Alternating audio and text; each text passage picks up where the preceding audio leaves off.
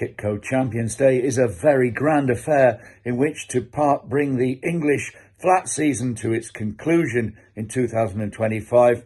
I'm going to look at three of the cracking races there, full of Group 1s. This is where you need to be tomorrow, or I should say today. Let's look first then at race 4 on this card, and this is the Filly and Mares race, sponsored by QIPCO, a race in which Kalpana must have a great chance of recording an overdue first success of the year. Well, she's been competing at the highest level, including when chasing home Calandagan in the King George here back in July. She is a filly who at her best really is a star turn. Of course, she won this race 12 months ago. She's £6 higher in the ratings than anything else in the race.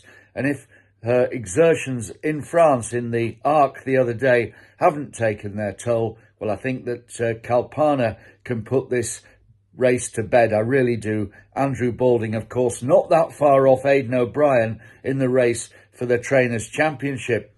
Let's move on to race 5. Now, this is the QE2, as we now call it, the Queen Elizabeth II Stakes. And again, even though Field of Gold, winner, of course, of the Irish Guineas and the St James's Palace Stakes earlier in the season, and here coming off a break after his shock defeat in the Sussex Stakes at Goodwood, he's going to be short here, certainly short with all the companies, including Hollywoodbets, but he could be vulnerable. I really believe that. Against him, Rosalian, unlucky the other day when beaten in France, I felt very unlucky. He should have won, so he could be deemed a winner who is not penalised. And against that, an improver here that I really like. And again, from the Andrew Balding stable, Never So Brave. Well, he wasn't really much in the way of great shakes group-wise when he was with Sir Michael Stoute in his final season. But let's be fair, this horse has absolutely rocketed up the rankings